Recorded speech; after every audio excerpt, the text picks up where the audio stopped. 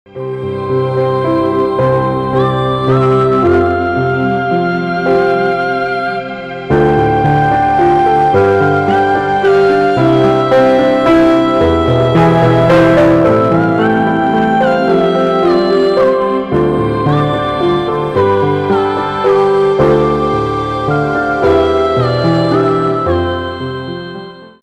గ్రంథం 29వ అధ్యాయం 25వ వచనం.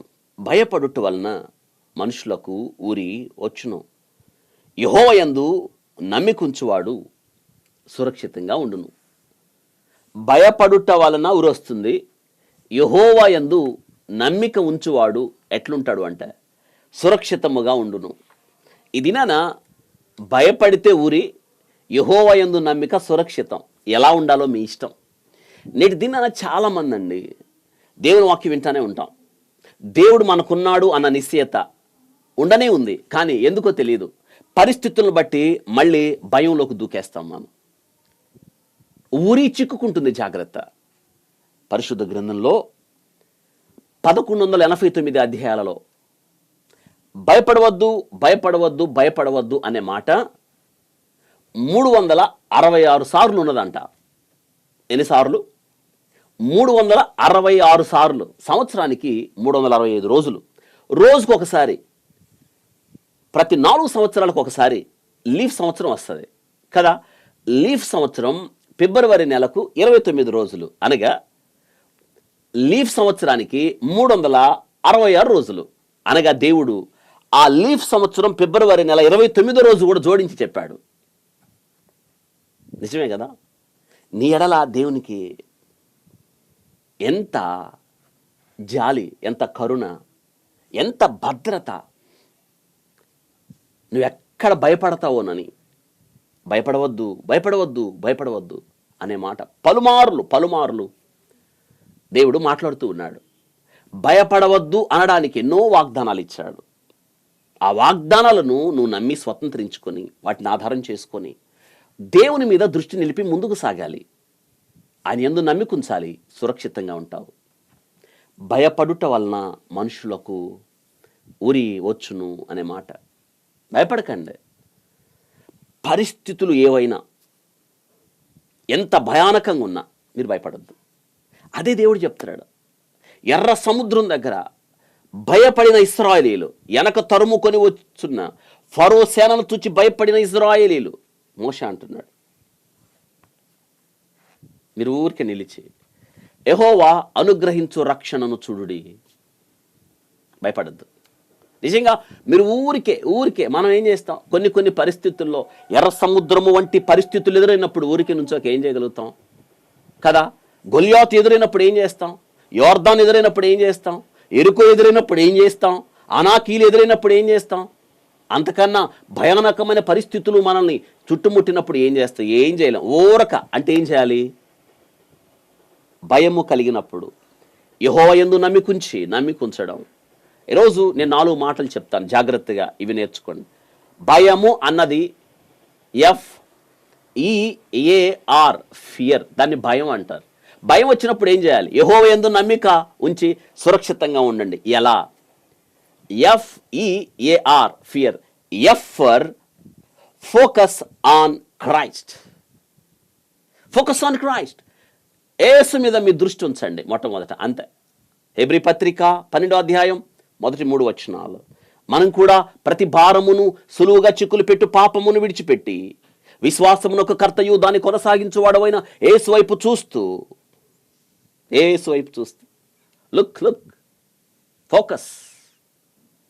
యేసు వైపు చూచినప్పుడు సముద్రం నడవడానికి అవకాశం ఇచ్చింది పేతురుకి. యేసు వైపు చూచినప్పుడు యేసుతో పాటు సముద్రం మీద నడిచిన ఒకే ఒక్క మానవుడు పేతురు. కానీ యేసు మీద నుండి ఫోకస్ దేని మీద తొలగించుకున్నాడు? అయ్యో గాలి సముద్రం అన్నాడు. ఫోకస్ యేసు మీద నుంచి మళ్ళింది. వద్దు అలాగా. వెంటనే భయపడి మునిగిపోసాగెను. వింటున్నారా? ఇక రెండోది ఈ ఎమోషనల్ స్టెబిలిటీ. ఒక్కొక్కసారి మనం మానసికంగా కృంగిపోతాం. అమ్మో ఏం చేయాలి? లోన భయం, మానసికంగా మనసంతా భయ కారణంతో కుంచుకుపోవడం, తెలియని ఆందోళన, తెలియని కలవరం, మనసు కృంగిన వేళ ఎమోషనల్ స్టెబిలిటీ ఎలా వస్తుందో తెలుసా? చికాకుల్లో నుండే, మనసు కలత చెందిన స్థితి నుండి. అవును, యాకోబు పత్రిక 1వ అధ్యాయం 12వ వచనం, ఎమోషనల్ స్టెబిలిటీ. శోధన సహించువాడు ధన్యుడు, అతడు శోధనకు నిలిచిన వాడై ప్రభు తను ప్రేమించు వారికి వాగ్దానము చేసిన జీవ కిరీటం. అవును, ప్రభు ఉన్నాడు, ఆయన వాగ్దానాలు ఉన్నాయి. ఆ ధైర్యం నిన్ను స్టెబిలిటీ ఇస్తుంది, ధైర్యంగా నిలబడే తత్వాన్ని నీకు నేర్పిస్తుంది. ప్రభు ఉన్నాడు, ఈ పరిస్థితిని నేను తట్టుకొని నిలబడతాను, ఈ భయాన్ని అధిగమిస్తాను, ఈ శోధనను అధిగమిస్తాను, ఈ కష్టాన్ని అధిగమిస్తాను. That emotional stability.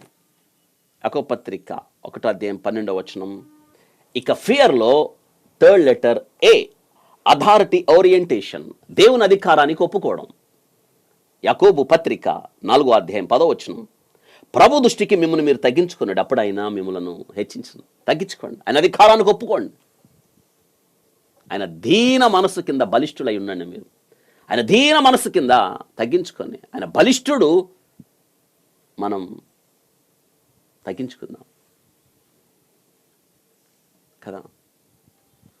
Authority orientation, ఆయన అధికారము కింద నేను లోబడ్డాను. ఆయన సర్వాధికారి కదా, సర్వశక్తిమంతుడు. ఆయన చేతి కిందకు నువ్వు వచ్చినప్పుడు భయం ఎందుకు? మిమ్మల్ని ఎవరైనా తాకితే నా కనుగుడ్డును తాకినట్టని ప్రభు మాటలు మరిచారా? ప్రభు దృష్టికి మిమ్మల్ని మీరు తగ్గించుకోండి. ఆకాశ మహాకాశాలు పట్టజాలని దేవుని చేతి కింద నువ్వు ఉన్నావు, నిన్నెవడు తాకుతాడు? భయం ఆయన దాటి నీ దగ్గరికి వస్తుందా? ఇక చివరిది, ఆర్ రెడీ ఫర్ సర్వీస్.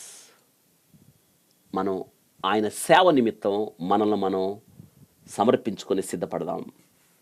రోమిలకు రాసిన పత్రిక 12:1. కాబట్టి సహోదరులారా, పరిశుద్ధమును దేవునికి అనుకూలమైన సజీవ యాగముగా మీ శరీరమును ఆయనకు సమర్పించుకొనుడని దేవుని వాత్సల్యతను బట్టి మిమ్మల్ని బతిమాలుకొనుచున్నాను. ఇట్టి సేవ మీకు యుక్తమైంది.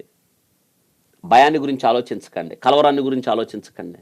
మిమ్మల్ని మీరు దేవుని కొరకు సజీవ యాగంగా ఆయన సేవ కొరకు సమర్పించుకోండి. ప్రభువా, నేను నీ కొరకు నేను వాడబడతాను, నన్ను నేను సమర్పించుకుంటాను.